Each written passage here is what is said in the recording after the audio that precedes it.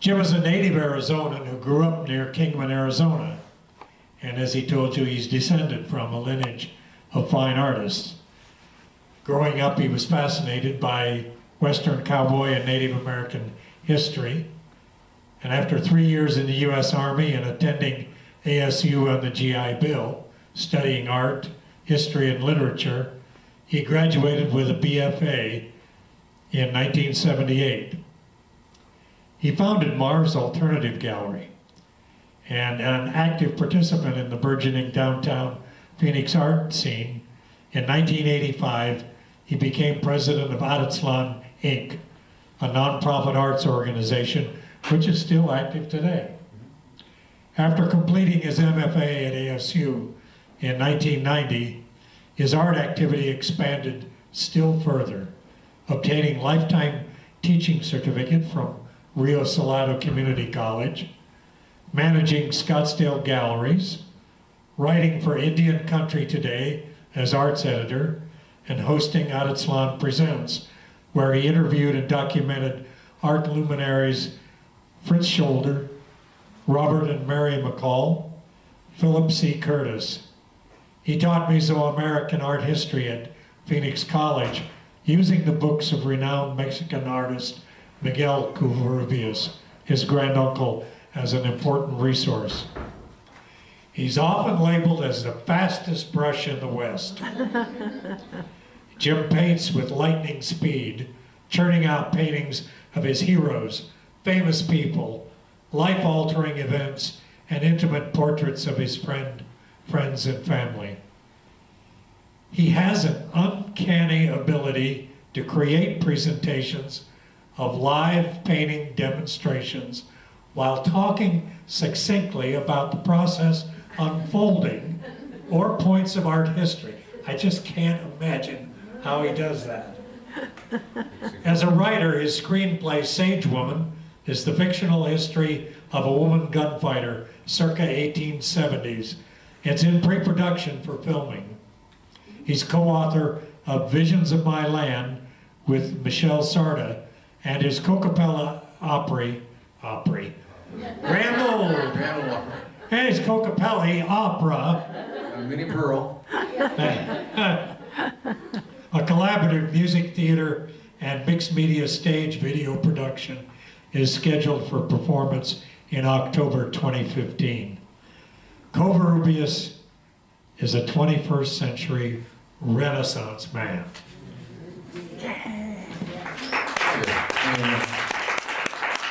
Oh, Jim, what is your favorite word?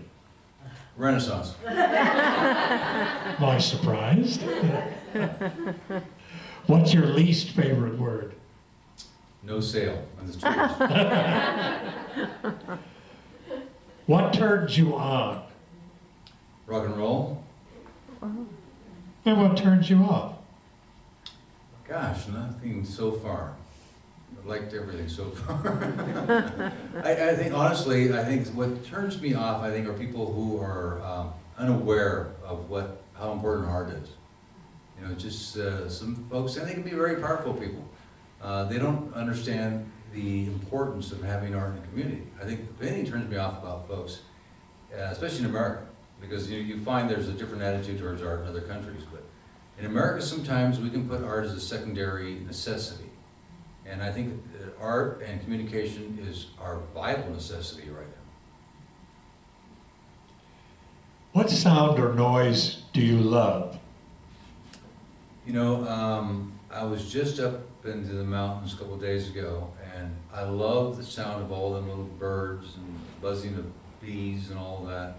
It's just so refreshing, and it's just so calming. My opera starts out at a place we call Crystal Mountain. It's identified as a Sears Cave ruins on the side of Cave Creek, but it's where the opera starts out. That was burned in 1250. So the people took refuge into the big village, which is Pueblo Grande, and that's where the middle part of the opera is, and it ends up with a ball game. But wandering around those places with my photographer and friends the last few weeks really makes me miss how I grew up in the desert. And I love all those natural sounds. I love rock and roll. You know, I've been in bands, but I really love the idea of nature. It's kind of spending a moment to yourself and kind of you know, literally connecting with nature through all those little sounds. What sound or noise do you hate? Oh gosh, you know, I understand that, you know, we have to live with some sounds, but you know, like driving in traffic in LA, and I think the anger from some people, I don't say I hate it, but I'm appalled by it. And I've got a new gallery contact in LA. I'll tell you more about my success here lately and all the sales that I'm doing. But I had to drive from San Diego up to Temecula, and I made the mistake of driving up through rush hour. And I just saw all the pressure and all of the frustration that people are dealing with. It's very unhealthy. So we have to figure out a way to block that out and try and be happy with all of the modern world around us. What profession other than your own would you like to attempt? Oh gosh, I always kind of wanted to be a pilot. We had an airplane when I was a kid. We had a, you know, my uncle and my grandfather could fly, and they had their own pilot. But I never did that, and in the military, I jumped out of a helicopter once, but I never got a chance to fly. I think if anything I would have wanted to do is probably be a pilot. It's pretty cool. What profession would you not like to do? Oh, I guess there's probably a lot of things I wouldn't want to do. Anything boring, but I'm amazed sometimes how people can get up and go to a job every day. I've never done that. And it's just kind of amazes me. So I can kind of say that most jobs I probably wouldn't be good at, because I can only do what I'm doing now. So there's probably a lot of things I wouldn't want to do, but you know, I've seen people do it, and I think that's really important for us. But yeah, I don't know. If heaven exists, what would you like to hear God say when you arrive at the pearly gates? Well, I hope that happens, and I think the biggest thing I'd like for him to say is, you know what, I have a sense of humor, and I forgive you for all the things you did. Because, you know, life is life, and, you know, gosh, I love life, and, you know, you make mistakes in there, I guess, sometimes. I think we've all done things we're probably guilty of, but I don't want to get too much into that. Okay, next question. Well, you've touched on something that interested me, and also there was a quotation that you were quoted on one of the websites as saying, "I paint all kinds of paintings for all kinds of reasons." And you mentioned the developing allegories and the fact that the underpainting is important.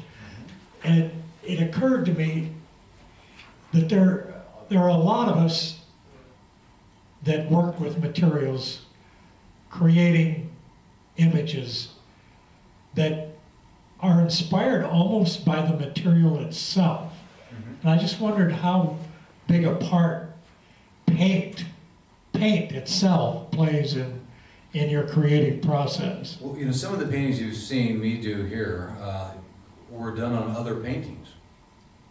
Things that didn't work out, or the drop cloths from murals. You see the new graffiti artists, guys are spraying on the walls and stuff. Some of the stuff that I love that they do were done on really interesting texture. So it's like they had kind of a underpainting, if you will, before they would do that. So I think that the really wise thing is to respond and to have fun with it while you're doing it. But I love going back over other pieces.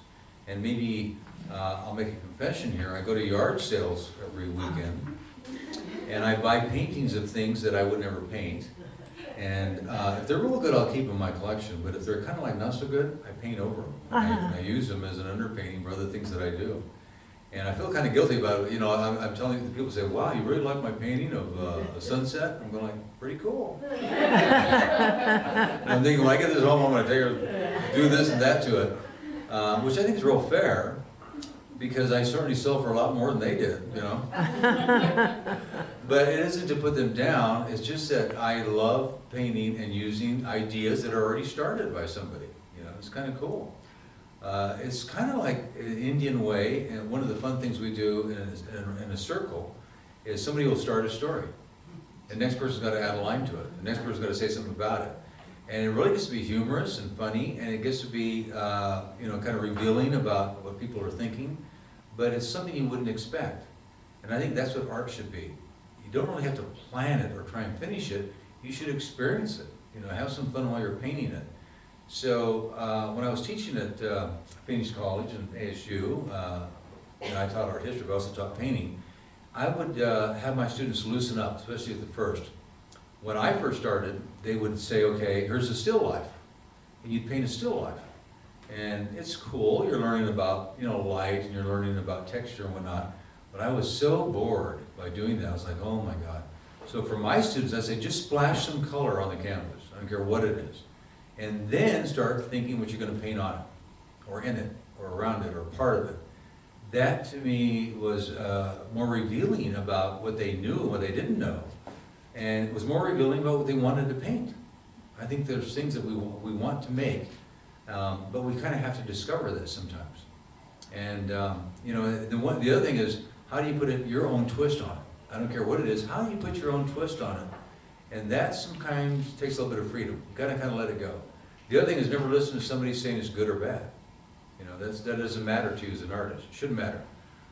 Picasso, great story, he's in front of a painting, and the lady walks up to him and says, you know what, it's a great painting, I love that painting. She said, but the other one over here that you did, I don't like it.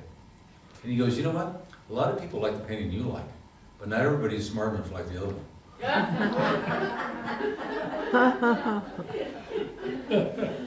There you are. Questions from the audience? Anyone else? Yes, please. There's a wave of work you did. You mentioned rock and roll, but there's a wave of work, and some of it was with the museum, that is what we would call the jazz people, and you tend to use just one or two colors. Mm-hmm. Where did the jazz, or how did that come about in that? Well, you know, because I do love music, and rock and roll basically just an American invention. They're using a lot of things, so that the uncle to rock and roll is jazz. And jazz is kind of like abstract painting. Jazz has no direction. So if we're singing rock and roll, the way it is, we got like 3 stanzas, we have a music break, and then we go back to the stanzas again. So it's very programmed, you know, even really cool rock and roll. But jazz isn't programmed. Jazz is like an abstract painting. You don't know where it's going. That's why I picked Miles Davis to paint when I did that very first one. And you really don't have a finish to jazz. It just kind of happens. And so that's kind of cool, and it's kind of abstract. So it's just another way of looking at it. And the reason I think I do monochromatic, or maybe just 2 colors, is because it's nostalgic to me. And I love the old sepia tone photographs, old black and white photographs. I think those are really, really precious. And they're a slice of time that only that photograph is really going to give you the actual response that people saw then. And if you listen to Stan Getz or Miles Davis or any of the great jazz people, you can imagine sitting in some smoky little bistro in New York, and that cat walks in, and he opens up that music case, and he pulls out a trumpet. He starts playing something that you never ever heard before, and you'll never hear again. That's so American. That's an American art form that I just revere. It's just beautiful.